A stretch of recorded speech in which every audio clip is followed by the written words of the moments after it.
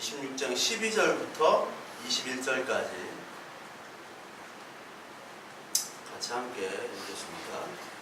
또 여섯째 천사가 그 대접을 큰 강 유브라데에 쏟음에 강물이 말라서 동방에서 오는 왕들의 길이 예비되었더라. 또 내가 보매 개구리 같은 새 더러운 영이 용의 입과 짐승의 입과 거짓 선지자의 입에서 나오니 그들은 귀신의 영이라. 기적을 행하여 온 천하 왕들에게 가서 하나님 곧 전능하신 이의 큰 날에 있을 전쟁을 위하여 그들을 모으더라. 보라 내가 도둑같이 오르니 누구든지 깨어 자기 옷을 지켜 벌거벗고 다니지 아니하며 자기의 부끄러움을 보이지 아니하는 자는 복이 있도다. 새 영이 흐리어로 아마겟돈이라고 하는 곳으로 왕들을 모으더라.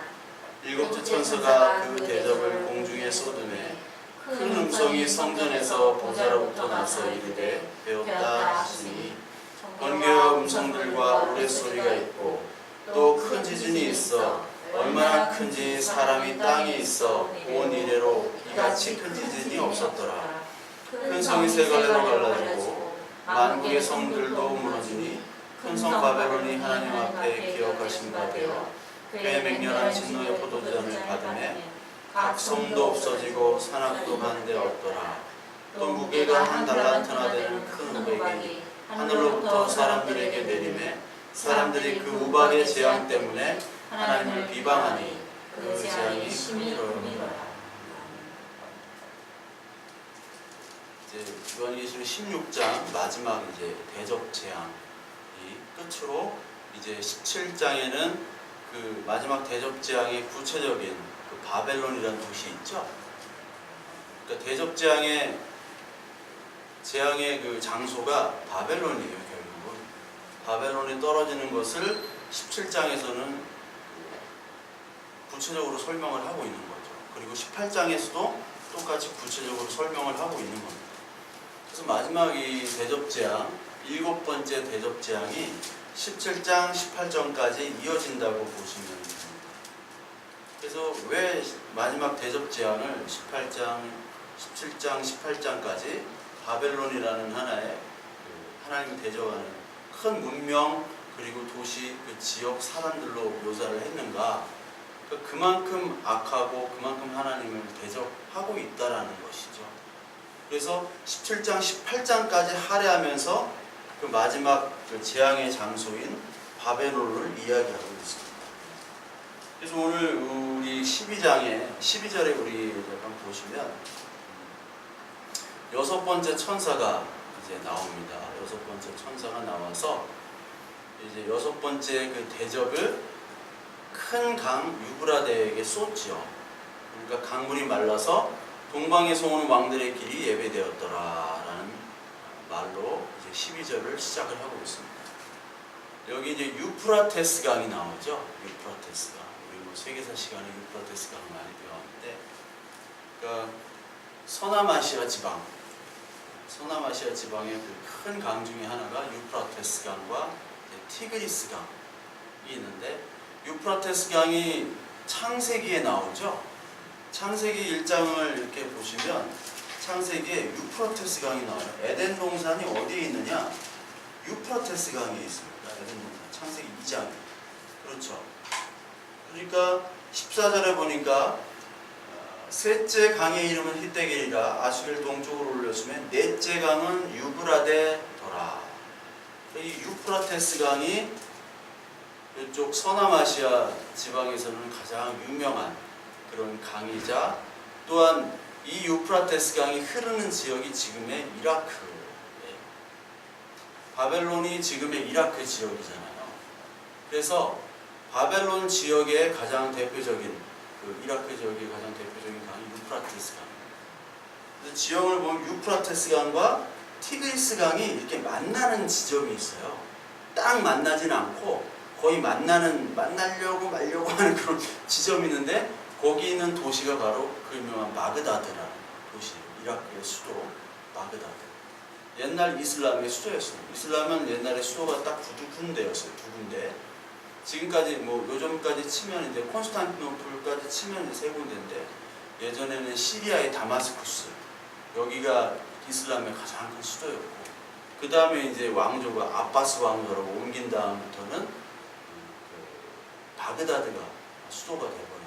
이제 몽골이 침입하면서 바그다드가 함락이 되는데, 이 유브라데 강에 강물이 말라서 이제 동방에서부터 오는 길이 예비되었더라. 원래 강이라는 것은 하나의 경계잖아요. 하나의 경계이기 때문에 시저도 내가 루비콘 강을 넘었다라는 거는 갈리아 지방의 그 장군으로 총독으로 있었기 때문에 루비콘 강을 넘었다는 것은 로마를 침입하러 쿠데타를 일으킨다는 의미거든요. 그래서 그 강을 넘거나 강을 넘어서 어디를 진군한다는 것은 반역을 의미합니다. 그래서 로마 시대 때도 그랬고 이후에도 그랬고, 어떤 강을 끼고 나라가 나눠지고 족속들이 나눠져요. 그래서 이때는 로마가 지배할 때잖아요. 로마가 지중해도 다 지배하고 지금의 이란, 이라크 쪽도 이제 거의 다 지배했을 때이기 때문에, 근데 로마의 그 가장 큰 그 경계 지역이 어디냐면 바로 유프라테스 강이었어요. 왜냐하면 유프라테스 강 넘어서는 어떤 나라가 있었냐면 파르티아라는 나라가 있어요. 파르티아, 뭐 올라도 되지만 파르티아 제국인데, 이 파르티아 제국은 지금의 이란이에요. 이란인데 페르시아라고 있죠. 페르시아가 멸망하고 그 다음에 멸망한 그 페르시아 족속들이 다시 세운 나라가 파르티아입니다. 로마가 영토가 너무 크기 때문에 전선이 여기서 전쟁이 나면 여기도 가야 되고 여기도 가야 되고 하기 때문에 전선을 좀 줄였어요. 이렇게. 그래서 유프라테스 강은 넘지 말도록 했어요. 거기는 그냥 파르티아 제국이 다스리도록 하자 했습니다. 거기 뭐 먹을 것도 없고 우리가 먹을 데 많고 이미 많은 영토를 차지했기 때문에, 그래서 파르티아 경계가 바로 유프라테스 강이었어요. 강물이 크고 깊기 때문에 군사가 함부로 넘어올 수가 없잖아요. 배를 타고 가던가. 그렇기 때문에 자연적인 방어막이 됐는데, 이 강물이 어떻게 됐습니까? 말랐죠. 말랐다는 표현이 나옵니다. 이게 예레미야 50장 28절부터 38절에도 나오고 이사야서 11장 15절하고 44장에도 이런 표현들이 나와요. 강물이 말랐다. 말랐는데 왕들의 길이 예비했다. 동방에서 오는 왕들이라는 것은 뭐냐면 서방과 동방이 있는데, 동방은 주로 침입자들을 이야기를 합니다. 동방에 침입자. 그래서 원래 로마가 어느 족속에게 망했냐면 그 게르만의 여러 가지 족속들, 통칭해서 이제 게르만족이라고 하지만 예전에 이제 훈족이라고 저쪽 중앙아시아에 살던 그 사람들이 이제 유럽 쪽으로 가면서 다 이동을 한 거예요. 그쪽에 침입하니까 도망가가지고 피난 가가지고 거기 있던 족속까지 다 로마 쪽으로 넘어오게 돼요. 그러면서 사람들이 이제 서구인들이 생각하기에 동방에서는 침입자들이 온다라는 생각이 이제 머리에 각인되어 있는 거예요. 그래서 강물이 말라가지고 동방에서 오는 길이 예비됐다. 우리가 흔히 강물이 마른 그런 경험이 있죠. 이스라엘 백성들. 요단강이 말랐죠. 여호수아 때. 여호수아 때 요단강이 마른 다음에 요단강을 그냥 건너갔잖아요. 홍수 때인데. 그리고 그 이전에는 바다가 또 말랐죠. 홍해바다. 그 말랐다는 것은 하나님의 기적의 상징입니다. 그런데 그 하나님의 기적의 상징이고, 하나님이 마른 자리로 가게 하신 것은 우리 하나님의 백성들을 마른 자리로 가게 하시지만, 그 마른 자리를 갑자기 그 바다와 강물이 차게 한 것은 심판을 얘기하죠. 심판. 그런데 오늘 여기서 마른 강물을 보여주시면서 이것이 심판에 대한 것을 또 얘기하고 있어요. 강물이 말랐으면 우리에게 은혜를 주시는 건데, 강물이 마름으로 말미암아 동방에서 침입자들이 로마로 침입하는 것을 상징하고 있습니다. 그래서 이제 로마라는 큰 대적들이 있잖아요. 로마라는 큰 대적, 하나님을 대적하는 큰 집단, 그 대적에 맞선 대적들을 하나님이 또 보내시는 거예요. 그게 재앙입니다. 재앙. 로마를 대적할 아무런 어떤 큰 대제국이 없었잖아요. 근데 심판 때는 대적들을 보내주시겠다는 거예요. 대적들. 그래서 심판하시겠다라는 것을 얘기하고 있습니다. 그래서 마르게 하셔서 하나님께서 유브라데에게 이제 강을 마르게 했다. 아까도 얘기했지만 유브라데가 이제 바벨론 그 지역이잖아요. 그래서 계시록 19장, 계시록 9장에 보시면 이 유브라데라는 곳이 또 나오죠. 9장 14절. 14절에 보시면 나팔 가진 6 천사에게 말하기를 큰 강 유브라데에 결박한 4 천사를 놓아주라 하매 네 천사가 놓였으니 그들은 그년 월 1시에 이르러 사람 3분의 1을 죽이기로 준비된 자들이라. 유브라데에 심판의 천사가 유브라데에게 딱 이렇게 있다가 그 천사가 결박되어 풀려난 곳이 바로 유브라데 지역입니다. 이 천사들이 풀려나가지고 뭘 하냐면 3분의 1을 다 죽이는 거예요. 근데 오늘 16장에 오면은 이제 그 천사들이 대접을 쏟아가지고 이제 온전한 심판, 완전한 심판으로 이제 동방에서 침입자들이 오게 하는 그런 심판을 또 주신다는 거예요. 그 장소가 바로 유브라데라는 장소인 거죠. 유브라데 장소. 그러면서 이 유브라데에게 침입자들이 오면서 또 어떤 모습이 보이냐? 13절. 개구리 같은 새 더러운 영이 용의 입과 짐승의 입과 거짓 선지자의 입에서 나왔다. 그래서 개구리가 나옵니다. 개구리는 어디에 또 나오죠? 출애굽기 때 나오죠. 출애굽기 재앙. 출애굽기 재앙 때 개구리가 나오는데 여기서 또 개구리가 나오는데 개구리가 귀신의 영 그리고 더러운 용의 입, 짐승의 입 그래서 나오는 말들을 계속해서 짓거리는 것을 바로 개구리로 표현을 했습니다. 그러니까 개구리라는 것은 사실 시끄럽잖아요. 도시에서는 개구리 소리가 참 운치 있지만 시골에서 맨날 그냥 개구리 수천 마리가 한다는 것은 이제 어떻게 보면 소음공해죠. 소음공해. 그러니까 도시에서 개구리 몇 마리 울면은 참 듣기가 좋은데 시골에서는 소음공해입니다. 그러니까 이 개구리라는 것은 세상의 시끄러운 소리를 계속 낸다는 거죠. 그걸 상징하고 있죠.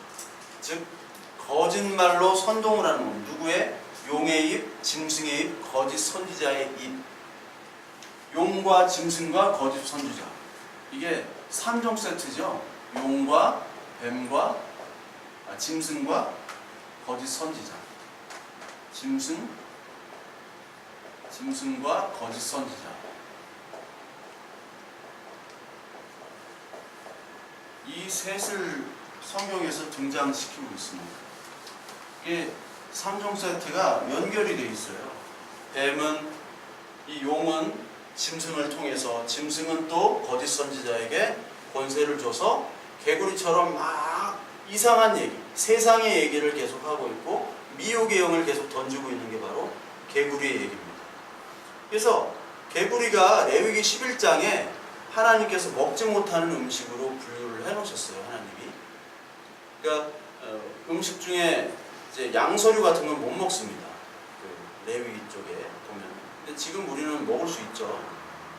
먹을 수 있지만 레위기 11장에는 못 먹는 음식. 그러니까 부정한 음식으로 개구리를 성경에서는 다루고 있는 거예요. 부정한 음식으로. 즉, 이 부정한 모습들을 담은 개구리가 어떤 상징의 그런 동물이 되는 거죠. 상징의 동물. 그래서 이 개구리가 어디로 들어가냐면 출애굽기에 보면은 떡반죽 그릇에 이렇게 들어가요. 떡반죽 그릇에 개구리가 들어갔다고 출애굽기에 개구리 재앙에서 나와요. 떡반죽 그릇. 그러니까 떡반죽 그릇에 들어가가지고 그 떡이라는 게 양식이잖아요. 그 양식을 못 먹게 하는 거죠, 사실은. 양식. 어떻게 보면 이 개구리라는 것이 그 양식이라는 것은 하나님의 만나, 하나님의 말씀을 상징하는 건데 개구리가 그 말씀에 들어가서 방해하는 거죠. 하나님의 말씀이 들어가서 우리를 변화시키고 우리가 어떠한 존재인지 깨닫고 하나님의 은혜를 우리가 고백해야 되는 것이 바로 우리들의 모습인데 그 모습을 방해하는 영이 바로 개구리라는 겁니다. 그래서 개구리는 계속해서 선동합니다. 거짓 선지자 오늘도 선동하고 있어요. 나치의 괴멜스라는 선동가가 있어요. 이 괴멜스가 나치가 어려울 때마다, 그리고 2차 대전 때 굉장히 힘들어질 때마다, 독일군이 밀릴 때마다 영화를 만듭니다. 괴멜스가 영화를 만들고 그거를 선전해가지고 그거를 사기를 북돋는 그런 역할을 많이 했어요. 우리나라도 예전에 극장 가면은 대한뉴스 뭐 나오잖아요. 그 방송에서 막 배달의 기술 이런 거 하고 전쟁 영화를 막 했잖아요. 막 3840 유격대 막 이런 거. 그 수사본부 113 수사본부부터 수사반장 그런 프로를 했죠. 근데 지금은 해도 인기가 없어요. 옛날에는 그 군사정권 시절이기 때문에 그걸 해도 인기가 있었죠. 마찬가지로 그런 것들을 통해서 장악을 하는 거예요. 사람의 마음을. 그래서 여러분 그 김정일과 김평일이 있잖아요. 김정일과 김평일이 있는데 후계자를 김일성, 김평일을 마음에 뒀어요. 그래서 김평일에게 군사와 정치 쪽을 맡고 김정일은 뭐 별로 쓸데없는 거 문화예술 파트 맡아라 해가지고 둘이 했는데 누가 이겼어요? 김정일이 이겼어요. 머리도 뭐 보통 머리가 아니지만 김정일이 선동을 한 거예요. 문화예술로 선동을 한 거예요. 마찬가지로 이 나라와 그리고 모든 권력기관이 가장 무서워하는 데가 바로 언론이죠. 언론과 문화예술 쪽입니다. 우리 박근혜 대통령 왜 지금 감옥에 있죠? 그 JTBC에서 그 태블릿 PC 그걸 다뤘기 때문에 지금 간판에 간 거예요. 그거를 다루지 않았으면, 언론에서 나오지 않았으면은 가지는 못합니다. 그러니까 모든 쿠데타가 처음 일으킨 다음에 어디부터 장악을 합니까? 방송사와 언론사부터 장악을 하는 거예요. 거기서 국민들을 안심을 시키고 국민들을 자기의 의도대로 움직이도록 이렇게 계속 광고를 하고 홍보를 하는 역할을 해야 되기 때문에, 국민의 마음을 얻기 때문에. 마찬가지로 이 개구리는 하나님의 백성들을 오늘도 계속해서 미혹하고 있어요. 그래서 14절에 보니까 그들은 귀신의 영이라 이적을 행하여 온 천하 왕들에게 가서 하나님 곧 전능하신 이에 큰 날에 있을 전쟁을 위하여 그들을 모으더라. 귀신들 그리고 하나님을 대적하는 사람들을 계속해서 모으는 역할을 하는 게 바로 이 개구리의 역할입니다. 어떻게요? 선동으로 말이야. 선동으로. 그러니까 하나님의 양식을 뺏어가지고 다른 양식을 계속해서 주입하고 있어요. 이거 저와 여러분들이 느끼시잖아요. 어디서 주입을 합니까? 하나님의 말씀으로 다른 말씀을 만들어, 다른 하나님을 만들어서 다른 예수 그리스도를 만들어서 주입을 하고 있는 거예요. 그래서 아모스서 8장에 보시면, 아모스 8장 11절부터 14절에 보시면 신앙의 기간, 하나님의 말씀의 기간에 대해서 얘기를 하고 있잖아요. 8장 11절부터 14절. 주 여호와의 말씀이니라. 보라, 날이 이를지라 내가 기근을 땅에 보내리니 양식이 없어 주림이 아니며 물이 없어 가람이 아니요 여호와의 말씀을 듣지 못한 기갈이라. 사람이 이 바다에서 저 바다까지 북쪽에서 동쪽까지 비틀거리며 여호와의 말씀을 구하려고 돌아다녀도 얻지 못하리니 그날에 아름다운 처녀와 젊은 남녀가 다 갈아여 쓰러지리라.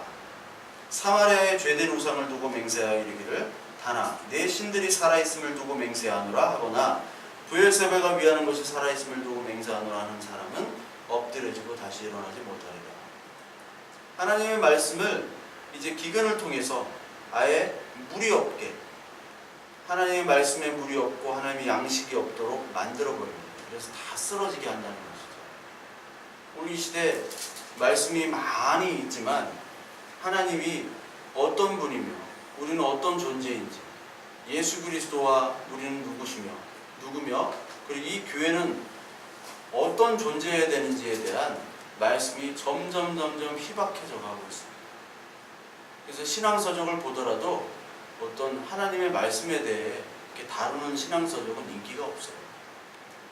뭐가 됐다더라, 부흥했다더라, 뭐가 된다더라, 이런 게 아직도 인기가 있습니다. 읽기 좋잖아요. 몇 배 부흥 뭐 해가지고 부흥된 교회에 대한 책 막 이렇게 딱 해가지고 딱 나오면요, 교회에서 강매하기도 좋아. 교사 지금 뭐 하고 있어? 저 교회는 지금 교사들이 이렇게 했다는데 해가지고 좀 당장 읽어, 이렇게 말이 되잖아요. 근데 뭐 하나님의 말씀에 대해서 이렇게 얘기한다는 거는 뭐 어떤 구매의 동기가 별로 생기질 않아요. 그거 가지고 사람들을 움직이게 할 그런 동기가 부족합니다. 왜? 사람들이 관심도 없고 교회도 관심이 없기 때문에. 그래서 하나님께서 이 영적인 신앙의 기가를 주신다는 거예요. 때론 뭐를 통해서? 이런 개구리 같은 것들을 통해서. 이것들은 다 하나님의 종이잖아요. 이게 하나님이 쓰시는 도구예요. 얘네들이 도구예요. 자기들은 알고 있어요. 자기들은 도구인지 알고 있기 때문에 끝까지 죽을 걸 알면서도 끝까지 이제 발버둥을 치는 건데, 그 발버둥을 알지 못하고 여기에 이들이 진짜 왕인 줄 알고, 이들이 진짜 하나님인 줄 알고 우리들이 현혹되어 있다는 것이 바로 이 시대의 교회와 이 시대 사회의 모습이에요. 이 시대 사회와 교회에 대한 분별을 바로 해야 되는데, 바로 하면 망치로 맞아요. 이상해. 하여튼 바로 하면. 그 현실을 오늘 지금 보시고 있고 오늘 하나님께서 이야기하고 있어요. 그래서 15절을 볼게요. 15절. 보라, 내가 도둑같이 오리니 누구든지 깨어 자기 옷을 지켜 벌거벗고 다니지 아니하며 자기의 부끄러움을 보이지 아니하는 자는 복이 있도다. 이게 바로 우리의 지금 모습이고, 사실 계시록 앞부분에 나온 7교회의 모습이라고 볼 수도 있어요. 내가 도둑같이 와가지고 너한테 책망하겠다라는 거예요. 왜? 너희들은 지금 뭐하고 다니냐? 옷 벗고 다닌다 그러고요. 벗고 다닌다. 옷을 벗고 다닌다.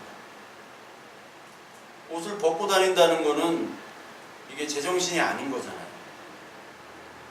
하나님의 법인 예수 그리스도의 옷을 입어야 되는데 그 옷을 벗고 다닌다는 것은 책망받아야 될 것이고, 그것이 마땅한데 부끄러움을 알아야 되는데 자기의 부끄러움도 모르는 사람이 있다라는 거예요. 자기 부끄러움.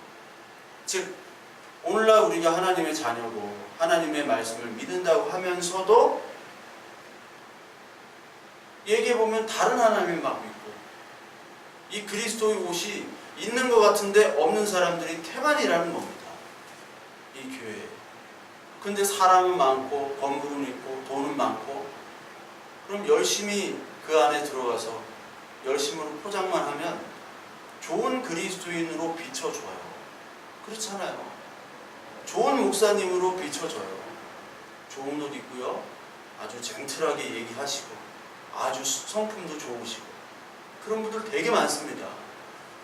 저처럼 막 그렇게 막 그냥 거짓말이라고 하면 막 구라치지 말라고 이렇게 하면 바로 그냥 잘려요. 그냥 품위가 없다, 목사로서의 품위가 없다 라고 이렇게 잘리는데, 그렇게 고품격적인 언어를 쓰시고 인격도 굉장히 좋으신 분들 중에 거짓 선지자가 많습니다. 조심하셔야 돼요. 거짓 선지자가 많아요. 막 인간적인 얘기만 하십니다. 하나님의 말씀은 딱 딴 데 어디 말아드셨는지 이렇게 하고, 인간적으로 좋은 얘기, 막 그냥 일반 사람이 듣기 아주 좋은 얘기들 있죠. 그런 얘기로만 몰아가시는 분들이 많아요. 의외로. 그런 거에 우리는 사실 분별을 해야 돼요. 그 모습을 하나님께서는 너희들 지금 빨가벗고 다녔다라는 거예요. 우리 계시록 3장 한번 보겠습니다. 계시록 3장 2절에서 4절까지 우리 같이 한번 읽어볼게요. 계시록 3장 2절에서 4절, 사대교회에 대한 하나님의 말씀입니다. 너는 일깨어 그 남은 바 죽게 된 것을 굳건하게 하라. 내 하나님 앞에 내 행위에 온전한 것을 찾지 못하였노니, 그러므로 내가 어떻게 받았으며 어떻게 들었는지 생각하고 지켜 회개하라. 만일 일깨지 아니하면 내가 도둑같이 이르리니 어느 때에 내게 이르는지는 내가 알지 못하리라. 그러나 사대의 그 옷을 더럽히지 아니한 자 몇 명이 내게 있어 흰옷을 입고 나와 함께 다니리니 그들은 합당한 자인 연고라. 그렇죠? 그 옷이 어떤 옷이에요? 5절. 이기는 자는 이와 같은 흰 옷을 입을 것이다. 그렇죠? 여기서도 도둑과 같이 온다고 3장에 얘기하시잖아요. 오늘 16장에도 도둑과 같이 내가 오겠다. 그래서 누구든지 깨어서 자기 옷을 지켜 벌고 벗고 다니지 말도록 하라 라고 말씀하시잖아요.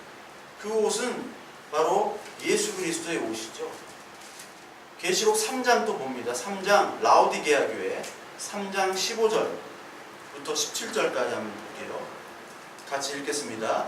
내가 내 행위를 아노니 내가 차지도 아니하고 뜨겁지도 아니하도다. 내가 차든지 뜨겁든지 하기를 원하노라. 내가 이같이 미지근하여 뜨겁지도 아니하고 차지도 아니하니 내 입에서 너를 토하여 버리리라. 내가 말하기를 나는 부자라 부유하여 부족한 것이 없다 하나 내 공고한 것과 가련한 것과 가난한 것과 눈먼 것과 벌거벗은 것을 알지 못하는도다. 지금 라오디게아 교회는 지가 부자인 줄 알고 지가 빨가벗고 다니지 않고 좋은 옷으로 입고 다녔다고 자기가 이렇게 많은 옷과 좋은 옷과 부자인데 무슨 내가 언제 빨가벗고 다니고 가난하고 눈멀었다고 합니까? 자기를 알지 못하는 거예요. 지금 자기가 어떤 모습인지 알지 못한다고 하나님께서 지적하고 계십니다. 그러니까 하나님의 옷을 입는다는 것은 내 옷이 벗겨져야 되는 거잖아요. 내가 예전에는 벌거벗고 다녔습니다. 내가 무슨 행위를 하는지 모르고 돌아다녔습니다. 내 마음대로 그것이 죄인지도 모르고. 바울이 그랬잖아요. 이게 죄인지도 모르고 열심히 막 예수 그리스도를 믿는 사람을 잡아다가 막 이렇게 하고, 사도행전 8장에 보면 스데반이 죽었을 때 죽음이 합당하게 여기더라. 저놈은 죽어도 싸. 이렇게 얘기를 하는 거예요. 저놈은 죽어도 싸. 그게 자기가 발가벗고 다니고 자기가 발가벗고 다니는 것을 몰랐을 때의 모습이죠. 그래서 로마서 10장에 보면은 바울이 뭐라고 얘기하죠? 내가 열심은 있었으나 바른 지식에 의한 열심으로 있었던 것이 아니다. 하나님을 아는 바른 지식이 있어야 된다는 것이죠. 그래서 우리는 늘 예수 그리스도의 옷을 입으려면 우리가 가지고 있는 자랑하는 옷들을 다 벗어야 돼요. 우리가 봤던 그런 눈이 있죠. 우리가 이 세상을 바라보고 이 세상을 원하고 나의 모습, 너의 모습, 우리 아들, 딸의 모습, 바라는 모습들이 다 있잖아요. 그런 세상적인 가치관을 가진 우리의 렌즈들을 다 놓고 하나님의 눈으로 바꾸고 하나님의 옷으로 바꿔야 되는데, 그러려면 우리의 것들이 내려놔줘야 돼요. 우리가 내려놓을 수 없으니까 하나님이 내려놓으실 때 하나님께서 깨끗한 옷으로 입혀주시는구나, 아멘 하고 우리가 반응하는 것이 진짜 믿음이에요. 근데 이 믿음이란 단어가 어떻게 생겨서 비전이란 단어로 막 뭔가 꿈을 막 크게 꾸고 막 다 된다 하고, 그런 사람들도 간증이 세우잖아요. 간증이 세울 때 어떤 사람들 세우냐면 옛날에 지질이 고생하고 막 힘들고 했는데 지금은 잘 된 사람만 세우는 거예요. 지금도 지질이 고생이고 지금도 그러면 절대로 간증을 안 세웁니다. 왜? 힘이 빠져. 그래서 힘들고 막 그랬어요. 근데 지금 더 힘들어요. 그러면은 사람들이 힘이 확 빠지잖아요. 지금 은혜로 30배, 60배, 100배 뻥튀기 돼가지고 이렇게 잘 살고 있습니다. 지금은 주차장에 제 차, 벤츠 S클래스입니다. 여러분 구경 한번 와보세요. 이렇게 해야지 사람들은 간증이 세운답니다. 간증의 자격이 있습니다. 진짜 하나님의 자녀가 어떤 모습인지를 교회가 모르고 있어요. 이 땅에서 자기의 정체성이 이제 사라지는 거예요. 교회의 정체성과 신자에 대한 정체성이 사라져가고 있어요. 사라져가고 있어요. 그래서 너무 쉽게 우리의 옷을 벗으려고 합니다. 그러니까 벗지 말라고 하시는 거예요. 하나님이 끝까지 벗지 말아라. 야, 힘든 거 아는데 벗지 말아라. 오늘 39도까지 올라갔는데 그래도 벗지 마라. 난닝구랑 빤스는 입고 다녀. 다 벗지 말고. 하나님이 벗지 말라고 하는데 너무 쉽게 벗는 거예요. 누가? 우리들이요. 교회가요. 그리스도의 몸된 교회가 너무 쉽게 벗었어요. 특히 우리 한국 교회는 세계에서 가장 빨리 벗은 교회 중에 하나입니다. 아니 뭐 이거 기록으로 따라갈 수가 없어요. 특히 이 군사와 군사정권과 정치인과 결탁해서 참 우리가 아는 많은 지도자들이 있어요. 참 훌륭하다고 여기는, 특히 캐톨릭보다 좀 개신교 쪽이 좀 더 심한데, 개신교 뭐 조계종도 마찬가지입니다. 뭐 권력에 이렇게 하고 했지만 특히 우리의 한국 개신교는 이 경제 발전과 군사 독재 정치 하에서 엄청나게 부흥을 했어요. 왜냐? 뭐 여러 가지 이유가 있겠지만 그 중에 한 가지가 바로 정권과 결탁을 했어요. 왜냐면 정권에서는 데모를 많이 하기 때문에 젊은이와 대학생들을 좀 유화시키려고 하는 정책이 필요했어요. 국가적으로. 그렇잖아요. 그때 가장 좋은 사람들이 누구냐? 개신교 목사님들이었어요. 개신교 목사님. 왜? 젊은 사람들은 다 교회에 있으니까. 지금은 젊은 사람들이 교회에 없지만 옛날에 70, 60년대, 70년대, 80년대는 젊은 사람들이 다 교회에 있어요. 절에는 다 노인들이 있고, 캐톨릭은 뭐 그냥 좀 미비했고 세력이. 그러니까 그 사람들을 어떻게 이렇게 반공교육과 교회에서 얼마든지, 그때 목사님이 왕이었으니까. 그래서 그것들과 딜을 많이 했어요. 그래서 부동산 혜택도 받고요, 정보도 공유하고요. 그래서 강남의 많은 대형 교회들이 80년대 초반, 70년대 후반에 포진하게 됩니다. CCC 건물도 CCC 그 김준권 목사가 이 박정희 대통령을 딜한 거예요. 딜해가지고 거기 부지를 빼앗고 거기 살던 그 철거민들을 내쫓았단 말이에요. 그래서 CCC 건물 세우고 그 건물이 엄청나게 그 가치 있게 돼버리고. 근데 CCC에서 뭐 김준권 목사 죽었다. 또 사위한테 물려줬거든요. 총 CCC. 근데 뭐 그거 가지고 동상을 세운다 어쩐다. 그때 저는 막 환장하겠네요. 저 혼자만 이게 뭔 짓인지. 그냥 죽으면 되는데 꼭 뭘 동상을 세우려고. 사람은요, 사람 가지고 뭐 목사를 기하는 그런 위하는 영화나 그런 작품이나 그런 거를 만드는 건 저는 반대예요. 사람인데, 빈 껍데기. 그들도 죄인이고, 그들도 참 잘못을 많이 해요. 뭘 또 동상을 만들어, 뭘 또 작품을 찍어요. 그러니까 자기가 어떠한 모습인지 모르고 지금 자기의 그 옷을 너무 쉽게 벗은 모습들이 교회에게 나타나고, 특히 교회 지도자에게 너무 그것들이 많이 나타나고, 저와 여러분들에게 일상생활에서 너무 많이 나타났다는 거예요. 그들을 욕하는 것이 아니라 우리가 그랬다는 거예요. 우리가. 그러면서 자기의 부끄러움을 보이지 않는 자가 복이 있도다. 복이 있는 거는 막 금과 은과 명품으로 치장하는 것이 복이 있는 것이 아니라 그 부끄러움을 보이지 않는 자, 네 부끄러움이 무엇인지를 깨닫고, 네가 정말 눈먼 자야. 라오디게아에 얘기한 것처럼 네가 정말 가난하고 눈멀고 벌거벗은 것을 아는 자가 될 때 그게 진짜 복이 있다. 알아야지 일단 어이구 벌거벗었네, 아이고 부끄럽네 하고 가리든지 뭐 옷을 입든지 하잖아요. 그걸 모르는 사람들이 태반이에요. 지금 이 세상과 이 교회가 다 그렇게 가고 있어요. 자기가 지금 어떤 부끄러움을 당하는지가 모르고 있어요. 저와 여러분들이 지금 어떤 부끄러움을 당하고 있는지, 내가 어떤 부끄러움을 가지고 있는지를 지금 모르는 상태에서 아는 것이 복이고, 그때 라오디게아 교회 그 3장, 계시록 3장 18절에 보시면 내가 너를 권하노니 내게서 불로 연단한 금을 사서 부유하게 하고 흰옷을 사서 입어 벌거벗은 수치를 보이지 않게 하고 안약을 사서 눈에 발라 보게 하라. 물은 내가 사랑하는 자를 책망하여 징계하노니 그러므로 내가 열심을 내라 회개하라.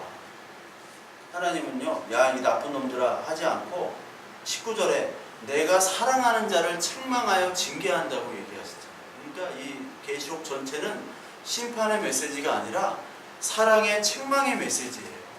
야 이거 좀 하자. 너 빨가벗었으니까 좀 옷 좀 입자. 그 마음 속에서 하나님의 사랑의 마음, 은혜의 마음이 느껴지는 자만이 복이 있는 자입니다. 아 네가 뭔데? 이렇게 해버리면은 하나님의 사랑과 관계없는 사람이에요.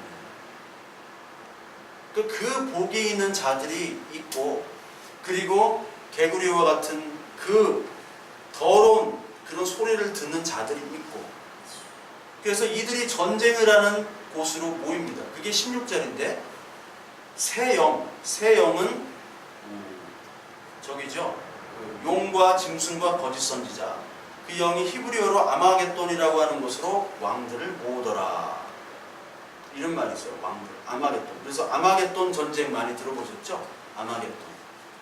이 아마겟돈 전쟁을 막 중동 3차 대전으로 다 이렇게 묘사를 하고 그런 거 많이 들으셨을 거예요. 근데 아마겟돈이라는 것은 하알 메깃도라는 단어, 히브리 단어인데, 하알 메깃도, 무깃도라는 단어를 들어보셨나요? 무깃도. 그러니까 무깃도의 산, 무깃도의 언덕이라는 그 뜻입니다. 그래서 이스라엘을 이렇게 보시면요, 여기가 조금 이렇게 나왔어요. 이렇게 나오고 이렇게 돼 있어요. 여기는 이제 지중해고요. 여기가 이제 갈릴리 호수가 이렇게 있고요. 여기가 이제 사해입니다. 사해가 좀 있고, 무깃도라는 장소가 여기쯤이에요. 무깃도. 여기가 이제 예루살렘.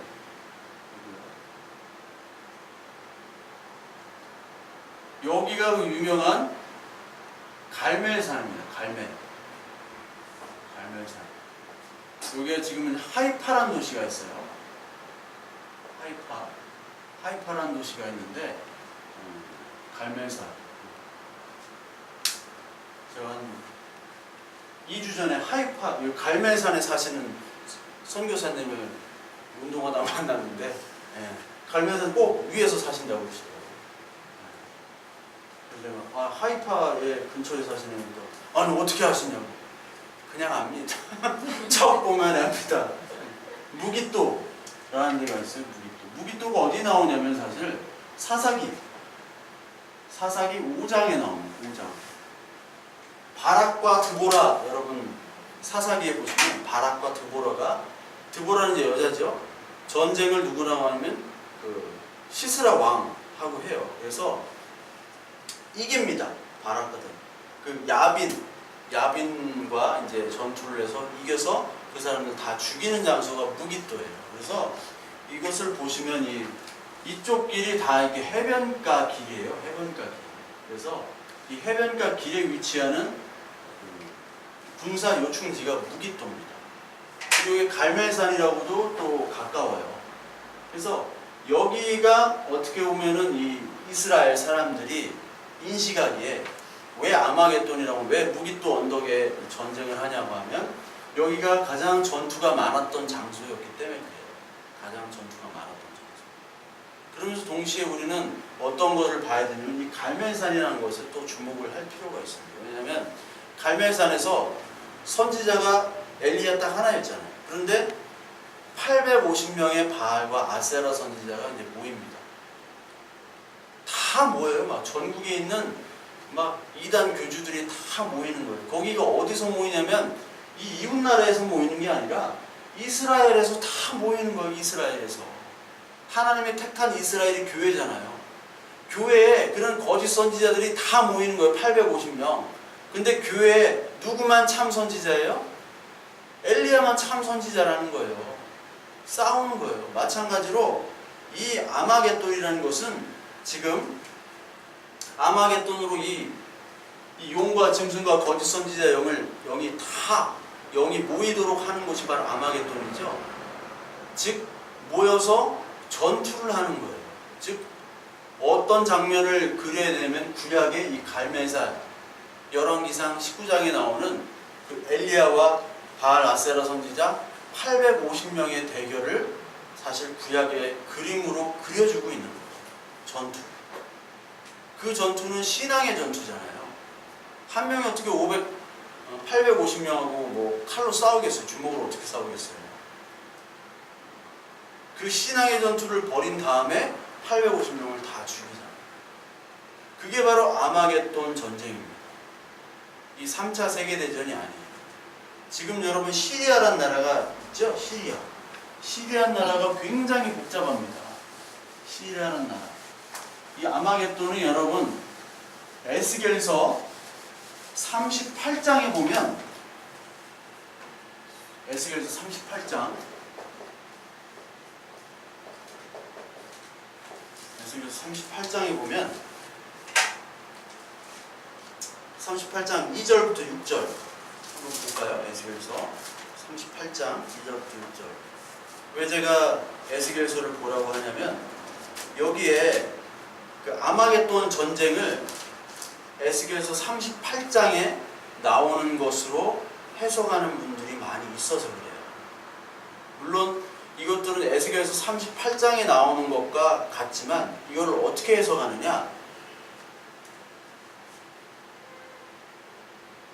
그 38장 2절 한번 볼게요. 인자야 너는 마곡 땅에 있는 로스와 메섹과 두바람 곧 고개게로 얼굴을 향하고 그에게 예언하여, 이런 말이 있죠. 여기 어떤 단어가 나옵니까? 마곡 땅이죠. 마곡 땅. 마곡 땅은 공주인데 마곡사. 네? 공주에 있는 거 성경에 나와요. 네. 마곡 땅에 있는 로스, 마곡이 나와요. 여기 하나님의 도구 곡이라는 제목이 나오는데, 곡이라는 거는 마곡 땅의 왕을, 곡이라는 인물로 나와요. 마곡 땅의 왕. 그래서 이 곡이라는 게 창세기 10장 2절에 나옵니다. 창세기 10장 2절에 노아의 손자 아벳이라는 사람이 있어요. 노아의 손자. 이 아벳의 둘째 아들이에요. 이 곡이라는 거는 창세기 10장 2절에 나오는데 그 노아의 손자 아벳의 둘째 아들입니다. 그 지명으로 나와요. 그리고 마곡의 왕으로 이 곡이 나옵니다. 근데 여기에 로스가 나오죠. 로스. 부의 이름인데 참 배고프네. 로스가 나오고 로스가 나오고, 이게 단어가 원래 이제 히브리 말 로시라고 이렇게 되는데 로스. 그리고 메섹이 나오죠. 메섹과 두발. 메섹과 두발 맞죠? 메섹과 두발. 메섹, 두발. 그리고 또 누가 나오죠? 두바랑 곡. 그리고 5절에 보니까 바사가 나와요. 바사는 여러분 아시죠? 바사는 페르시아를 얘기해요. 페르시아. 자, 로스를 그 아마겟돈 전쟁이 중동 전쟁이라고 이렇게 하는 분들은 로스를 러시아다. 발음이 비슷하니까 러시아다. 그 메섹 두발은 어디냐면 이게 터키입니다. 여기는 터키다. 바사는 지금의 이란이죠. 이란이다. 그리고 여기 마곡이 사실 나오는데, 이 마곡은 이 사람들을 어디로 보냐면 마곡은 이 스탄이라고 쓰인 나라들 있죠. 우즈베키스탄, 키르기즈스탄, 그리고 뭐 타지키스탄, 뭐 카자흐스탄. 이 스탄이라는 단어가 원래 이제 그 이슬람 말로 땅이라는 뜻이에요. 땅. 그리고 투르크메니스탄, 아프가니스탄, 스탄이라고 들은 모든 나라들이 바로 이 마곡입니다. 탄으로 끝나는 나라. 다 나라. 근데 이게 왜 지금 3차 대전이랑 관계되냐면, 여러분 지금 시리아 전쟁을 하잖아요. 시리아 전쟁이 왜 지금 하고 있는지 아세요? 시리아? 되게 복잡해요. 시리아가 오늘 알사드 정권이 시리아가 이제 있는데, 시리아의 엄청난 그 유적지들이 지금 다 파괴가 됐어요. 시리아. 사실 이스라엘은 유적지라고 할 만한 게 없습니다. 유적지라고 하면 자랑할 게 없어요. 이스라엘은. 근데 시리아는 이 전 세계 그 모든 보물들이 사실 시리아에 다 있고, 다메세쿠스에 정말 많아요. 다마스커스에. 이것들이 다 파괴가 됐어요. 근데 이 시리아에는 원래 시아파 아시죠? 시아파가 있고, 그리고 수니파가 있잖아요. 이거를 설명하려면 뭐 1시간 넘게 걸리니까 알아서 검색을 하시든 뭘 하시든 하세요. 시아파, 순위파. 설명은 이제 생략하게요. 시리아는 시니까 시아파예요. 예? 시아파. 시아파고 이 정권은 시아파 정권입니다. 시리아는. 근데 여기 반군이 있어요. 반군이 순위파예요. 반군, 순위파. 근데 여기에 또 어떤 애들이 껴냐면 IS가 또 꼈어요. 순위파도 있지만 순위파의 극단적인 순위파가 IS예요. 극단적인 순위파. 그러니까 극단적인 순위파는 이 순위파도 죽여요. 시아파도 죽이지만 순위파도 죽이고 뭐 탈레반도 죽이고 다 죽여요. 근데 탈레반이랑은 또 극단적인 순위파니까 이렇게 좀 맞는데 뭐 미국도 죽이고 다 죽여요. 그 극단적이 아니면은 극단적인 이슬람을 표방하지 않으면 다 죽이는 게 그 IS입니다. 근데 이 반군과 이 정부군이 대결하는데 여기 IS도 막 공격을 해요. 서로 공격을 해. 거기에 어디가 꼈냐? 이 시아파 정권을 누가 해주냐면 러시아가 지원을 합니다. 러시아가. 그리고 시아파니까 같은 시아파니까 누가 지원하겠어요? 이란이 지원을 해줘요.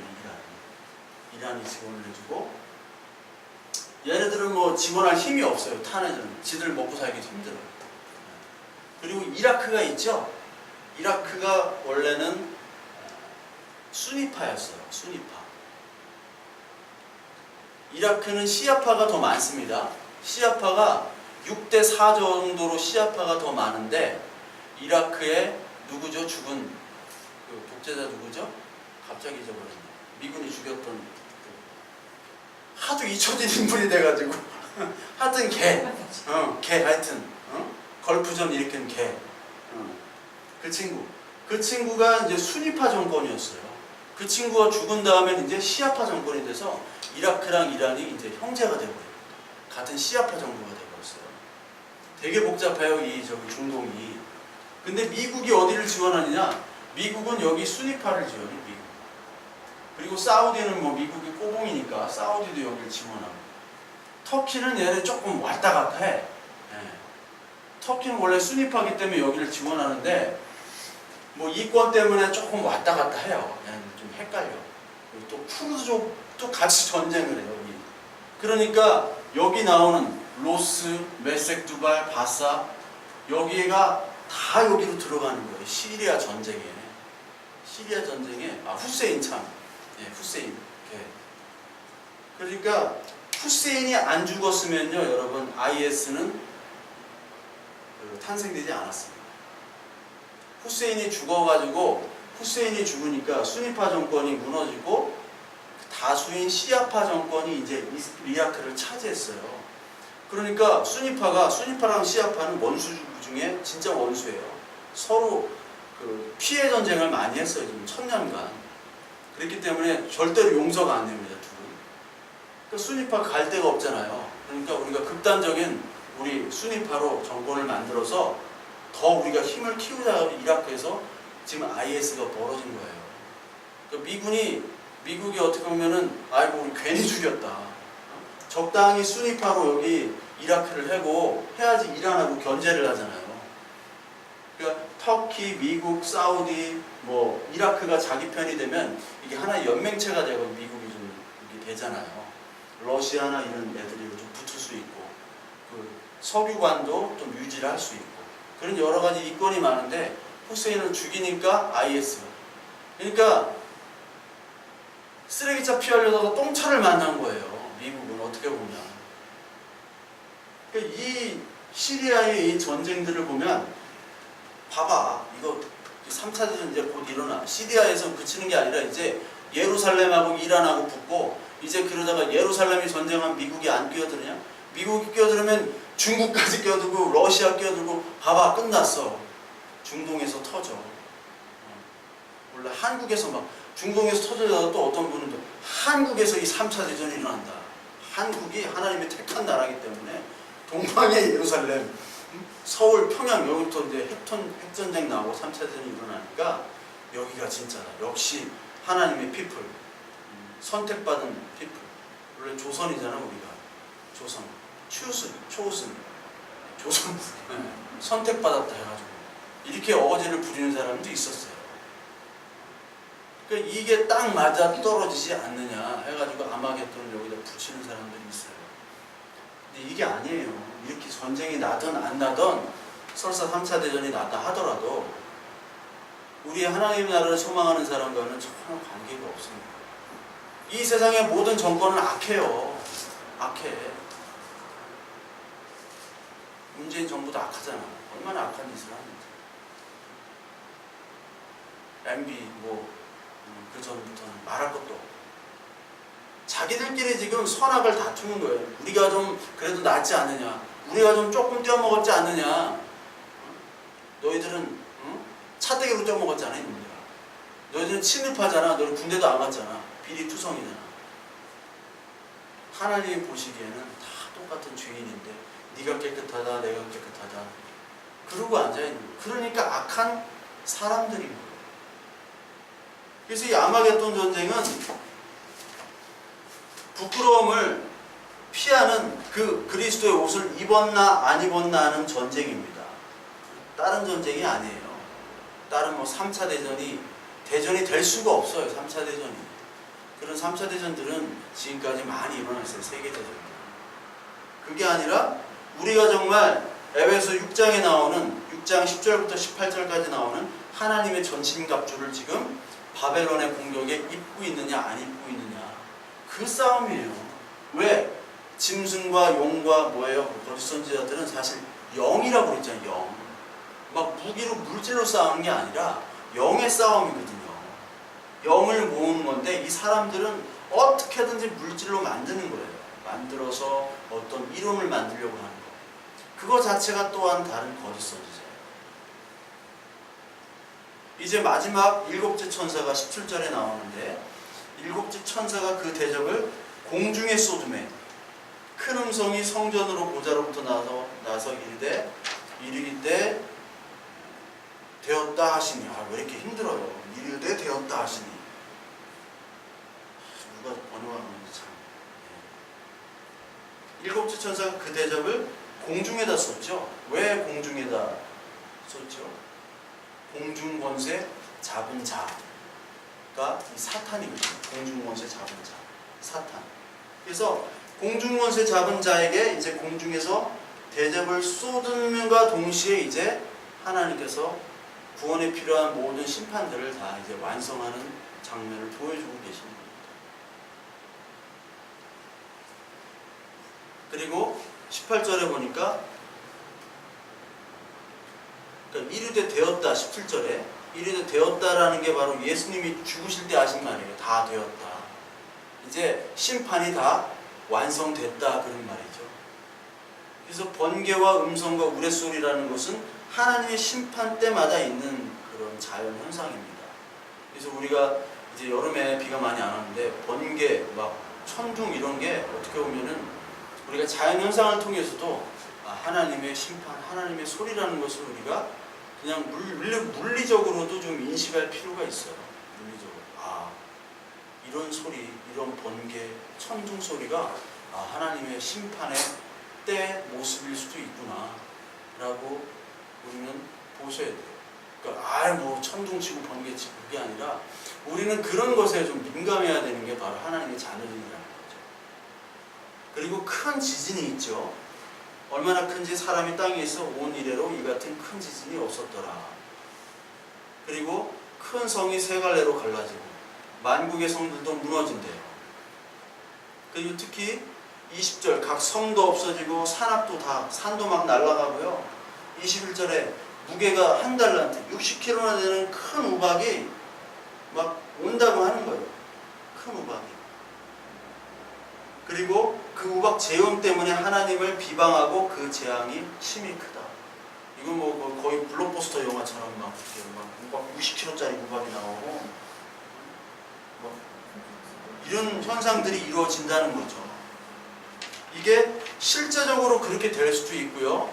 또 아닐 수도 있고 우리는 잘 모릅니다. 그러나 분명히 성경에서는 이런 현상들이 분명히 있을 것이다.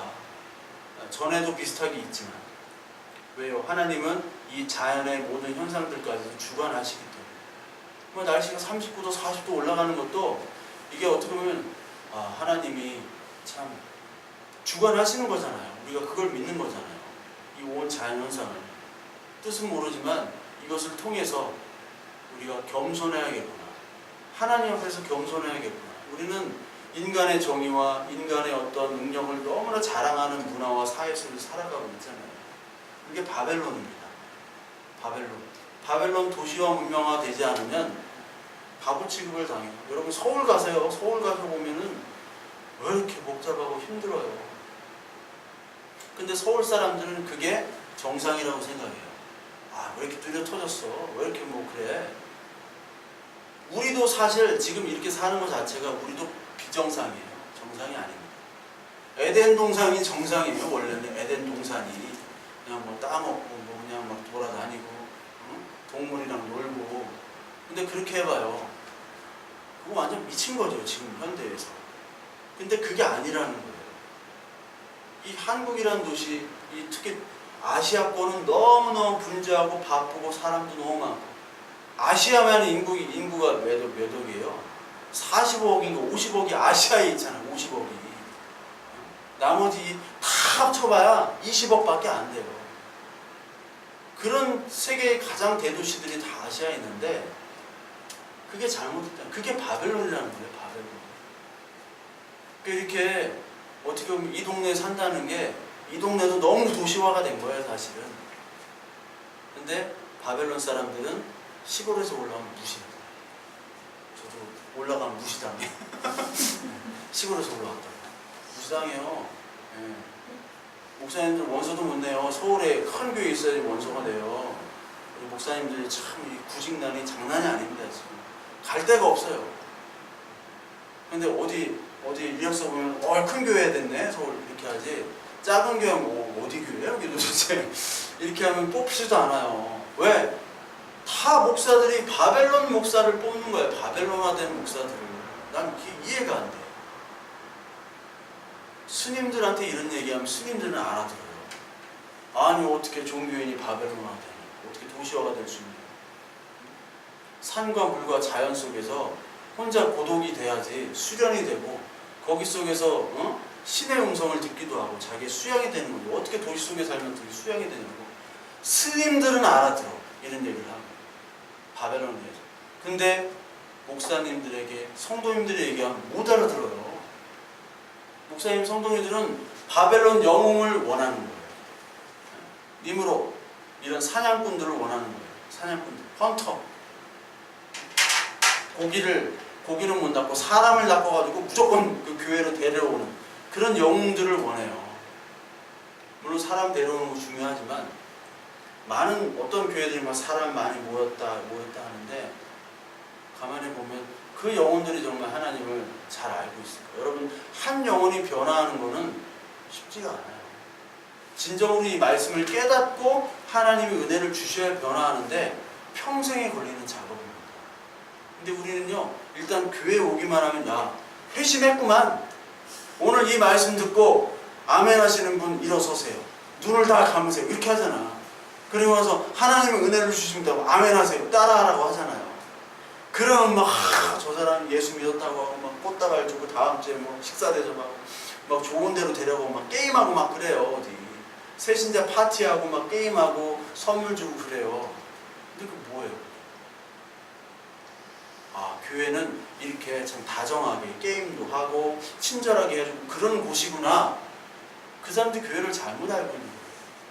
교회는요 야 이 새끼야 너 나쁜 새끼야 라고 얘기하는 게 교회예요.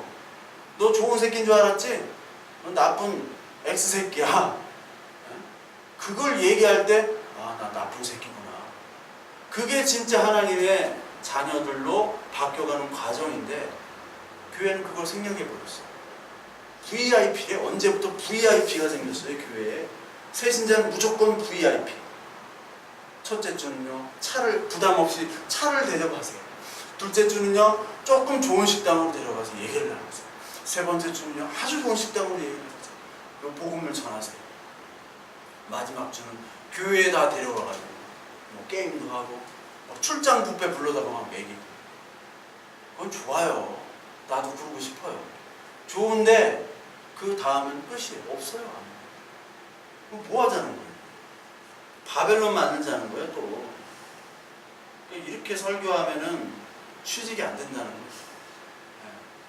취업이 안 돼요. 취업할 생각도 안 하지만 나는, 예. 어디 교회 갈 수도 없거니와 가서 사람들이 뭐 좋아하진 않아요. 이런 재앙과 이런 것들이 바로 바벨론에게 떨어진다는 거예요. 그래서 19절에 큰 성이 다 갈라지고 다 찢어지게 만들어요. 왜? 진노의 포도주잔을 때리기 때문에 하나님께서. 진노의 포도주잔. 우리 계시록 17장을 보면 이 바벨론이 지금 어떻게 하고 있습니까? 바벨론. 17장 2절을 보면 땅의 임금들도 그와 더불어 음행하였고 땅에 사는 자들도 그 음행의 포도주에 취하였다 하고 5절에 그의 이마에 이름이 기록되었으니 비밀이라 큰 바벨론이라 땅의 음료들과 가정한 것들에 어미라 하였더라. 이 바벨론은 지금 포도주에 취해 있어요. 어떤 포도주? 피의 포도주. 6절을 보세요. 내가 보니 이 여자가 성도들의 피와 예수의 증인들의 피에 취한지라. 이 바벨론은 이 성도들의 피를 빨아먹습니다. 근데 자기가 빨리는지를 몰라요. 자기가 피 빨아먹고 있는지를 모른다는 게 지금 현실이고, 바벨론 이 악한 영들이 이 대적하는 모든 이 집단 세력들이 바로 하나님의 대적하면서 지금 큰 능력으로 사람들을 취하게 만드는 음행의 포도주. 그러니까 사람들이 다 제정신이 아닌 거예요. 사람들이. 중학생들에게 야, 너 뭐 되고 싶어? 도깨비예요. 도깨비 되고 싶어. 도깨비 공유. 넌 뭐 되고 싶어? 저는 저승사자예요. 이동욱 저승사자. 도깨비에 나왔잖아요. 둘이 싸우는. 너는 뭐 되고 싶어? 앤트맨 되고 싶어.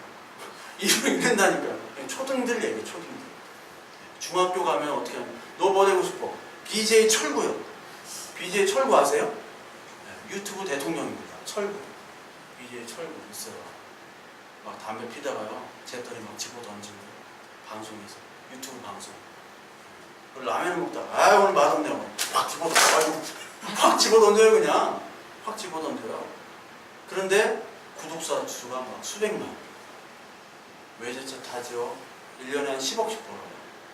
자기가 하고 싶은 욕, 행동, 마음껏 다 하면서 외제차 타죠. 좋은 집 살아요. 또 결혼도 했어요. 애도 있어요. 자기가 하고 싶은 욕과 뭐 하고 싶은 모든 행동 마음껏 하면서 돈을 그렇게 많이 버니까 중학생들이 대통령이에요. BJ 철구. 애들이 그렇게 변하고 있어요. 교회에서 막 말씀을 들어도요, 생각은, 아, BJ 철구처럼 살아야지. 하나님을 소망하라 막 이렇게 하면, 아, BJ 철구처럼 살아야지. BJ 철구. 벤츠는 타고 나야 되는 거예요. 먹방 하려면 힘드니까. 벤츠가 또 여기 살더라고요, 가까이. 네, 가까이 살더라고요. 어디서 현대 아파트만 봤는데, 어디.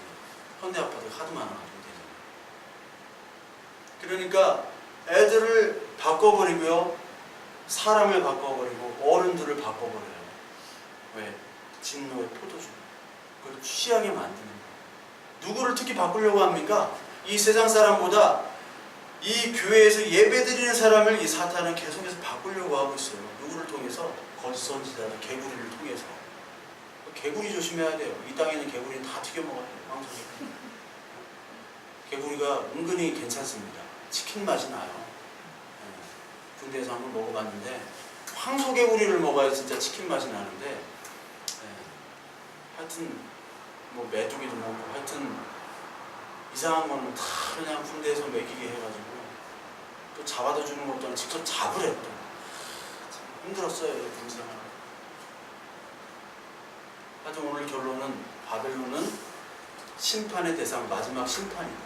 그래서 다음 시간에는 바벨론이 17장, 18장에 바벨론을 어떻게 망하는가에 대해서 구체적으로 나오는 겁니다.